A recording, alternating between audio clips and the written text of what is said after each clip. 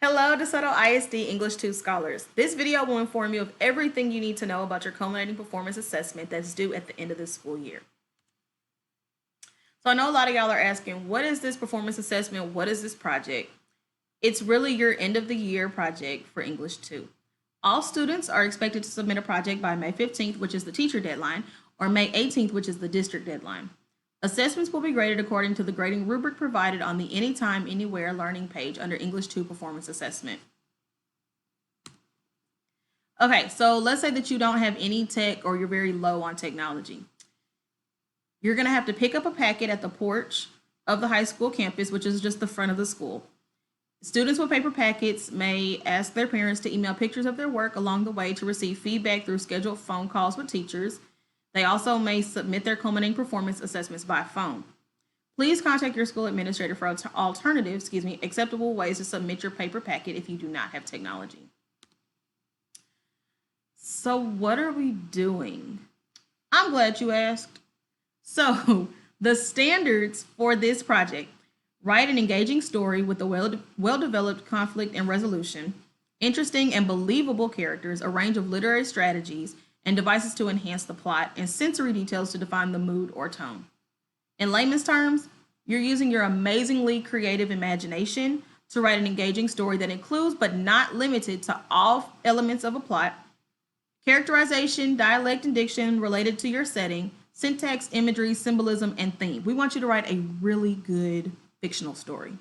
Okay, so this video is really just an example of how you can build suspense, how you can create mood, how you can establish really good characters, and how you can expose your conflict in your story.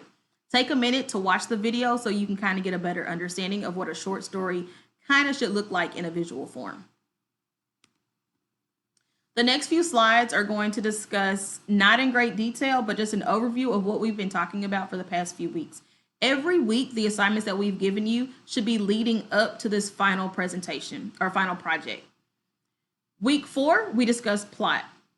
There are 5 elements to the plot. You have your exposition, your rising action, your climax, your falling action, and your resolution. Be sure you use all of your elements of your plot. Now, you can do a plot twist and you can leave it with a cliffhanger, but make sure that you are using all of your elements of your plot. Week 5, we talked about characterization. We discussed direct and indirect characterization, and we also discussed the still method. Be sure to use a combination of both direct and indirect characterization to create really full characters. Week 6, we discussed dialect, diction, and syntax. Make sure that your dialect and your diction match your time period. You don't want to have somebody that's set in, let's say, the 1920s, speaking how we speak in 2020. Week 7, we discussed imagery and symbolism. When done correctly, imagery and symbolism create powerful stories. So make sure you're utilizing those a lot. Week 8, we discussed theme. Your theme is your underlining message of the story. What do you want your reader to take away from your story? Remember, your job as a writer should not only entertain, but teach a valuable lesson as well. You want your reader to leave with a different perspective of whatever theme it is that you're trying to write about. We're going to be collaborating with world history. Think through all of the time periods and all the major events that you've discussed with your world history teachers. Now, you're going to pick one that's really interesting. Pick the one that really captivated your attention. You're going to write a story based around that time period or around that major event. So for example, let's say that you were really into the Middle Ages or ancient Greek time period. Your story is going to be set in that time period. Or let's say that you were really into the French Revolution or the Holocaust or even the Jim Crow era. Your story is going to be set in that time period or around that major event. So make sure that you're taking your history information and what you've learned in English thus far and merge the two together. Make sense? All right.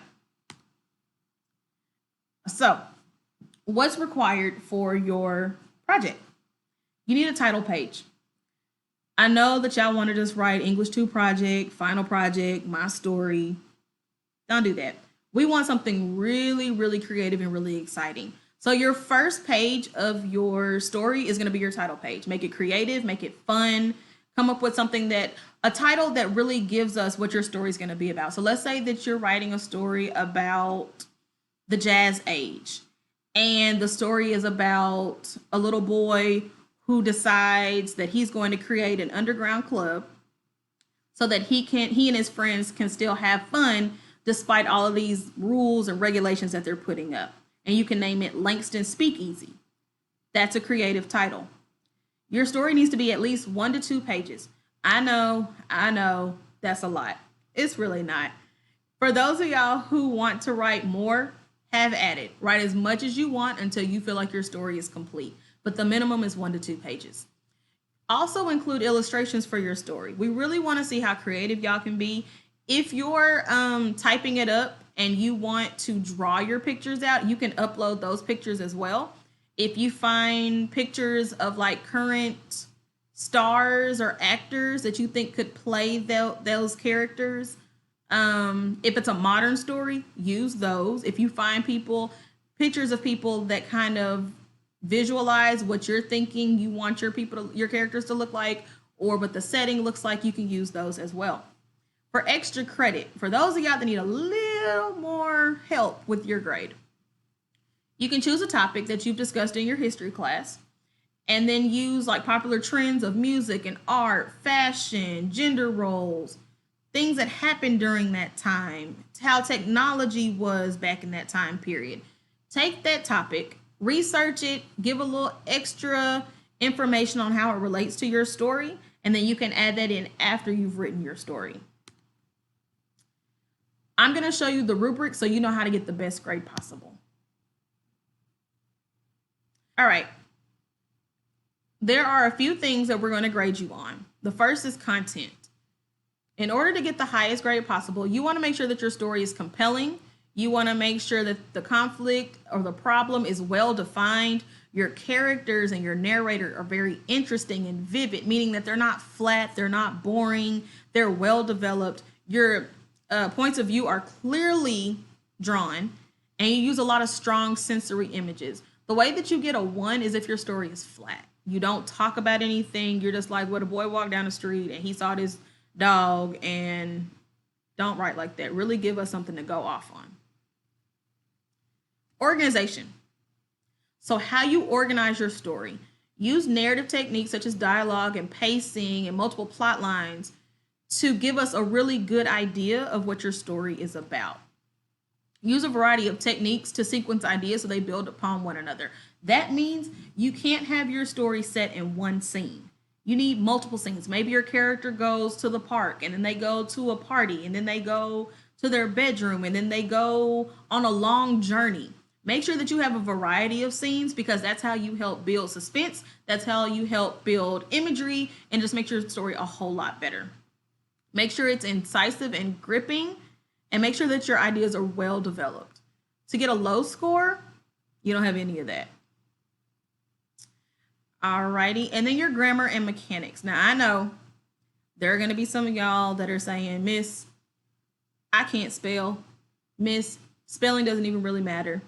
In this story, it kind of does. So we're grading you on spelling and punctuation and proper usage.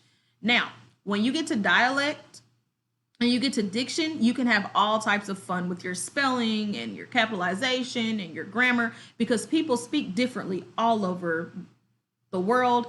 And people that spoke in the 1850s don't speak like how we speak in 2020. So you have some room there with your dialect and your dialogue. However, the rest of the story, please make sure that you're spelling words correctly. You're capitalizing your I's. You're capitalizing proper names. That you're putting periods where there needs to be periods. That you're putting quotation marks in your dialogue. Yes, you have to have dialogue. A story isn't a story without the characters talking to each other.